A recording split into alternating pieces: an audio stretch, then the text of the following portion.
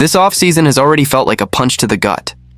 Every time you open your phone, it feels like another piece of this team is gone, another reset, another new era speech. And as Dolphins fans, we've been through enough new eras to last a lifetime, right?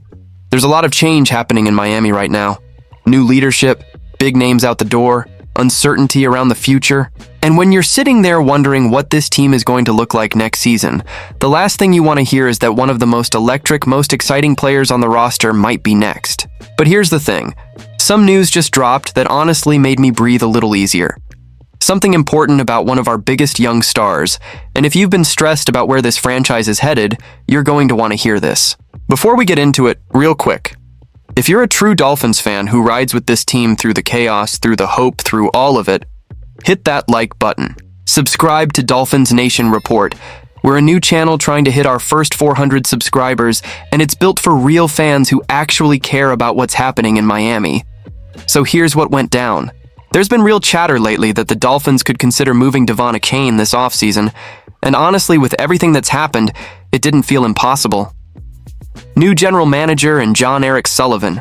New head coach and Jeff Hafley. We've already seen Bradley Chubb and Tyreek Hill get cut. And there's even uncertainty around Tua Tagovailoa.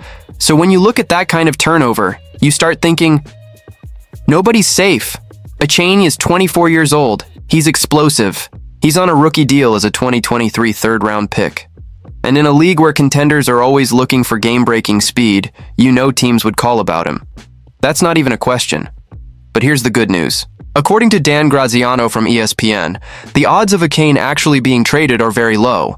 ESPN even put a number on it. A 10% predicted chance of getting traded. 10%. That's basically Graziano saying, yeah, technically they'll answer the phone, but don't expect this to happen. In fact, Graziano went even further. He said his sense is that Miami is far more likely to extend Achane's contract than to seriously entertain trade offers. Let that sink in for a second. Extend him, not shop him. Now look, in this league, you always answer the phone. If someone calls with a crazy, impossible to refuse offer, you at least listen. That's just smart front office management, especially for a team going through leadership changes and potentially reshaping its roster. But the key part here, a trade is considered a significant long shot. And that should matter to us as fans. Because let's be real, Achane wasn't just good last season. He was a game changer. The guy put up 350 rushing yards and 8 touchdowns on 238 carries. On top of that, he added 488 receiving yards and 4 more touchdowns on 67 catches. That's elite production. That's versatility. That's modern NFL offense. He's proving he's not just a speed guy. He's becoming one of the best running backs in the league. So yeah, could the Dolphins get a solid return for him in a trade? Absolutely. A contender would line up for that kind of weapon. But why would you willingly move a 24-year-old star who fits today's NFL perfectly? Especially when you're trying to build around youth and speed. If anything, he should be one of the pillars of this next phase. And this is where it gets interesting from a roster-building standpoint. If Miami really is entering a reset under Sullivan and Hafley, you don't reset by getting rid of your ascending young core pieces. You reset by building around them. Achane is cost-controlled right now. He's productive. He's dynamic in both the run and pass game.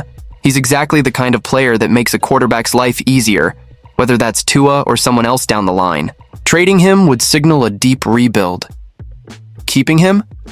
That signals you still believe this team can compete sooner rather than later. That's why this 10% number is more important than it sounds. It tells me the Dolphins aren't looking to tear this thing completely down. It tells me Achane is viewed internally as part of the future, not just an asset to flip. And as a fan, that matters. Because after losing Chubb and Tyreek, and with questions swirling around Tua, we needed something that felt stable. Something that felt like, okay, we're not burning it all down. Now, is it 0%? No. And that's the only part that keeps you just a little uneasy. Because in this league, crazy trades happen.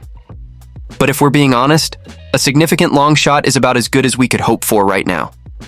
So here's what this really means. The Dolphins are in a critical window. There's pressure. There's expectation. The Super Bowl talk isn't gone, but it's fragile. The front office can't afford to miscalculate. If they move young stars for draft picks and it doesn't hit immediately, this fan base is going to be furious. keeping Achane, and potentially extending him, says they still see a path to contention. It says this isn't a full rebuild, it's a recalibration. And honestly, that gives me hope. Because if you're trying to compete in today's NFL, you need explosive playmakers. You need guys who can score from anywhere. You need players who tilt the field. Achane does that. So yeah, this update is good news. Real good news. It doesn't solve everything. It doesn't erase the uncertainty. But it tells us one of our brightest young stars is very likely staying in Miami. And right now, that's something to hold on to. If you made it this far, drop a comment. Do you think the Dolphins should extend Achane now, or at least wait another year? I want to hear where you're at with this. And again, this is Dolphins Nation Report.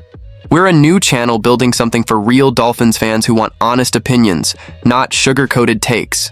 If that's you, hit like, subscribe, and help us reach our first 400 subscribers. Let's build this community the right way. Fins up, always.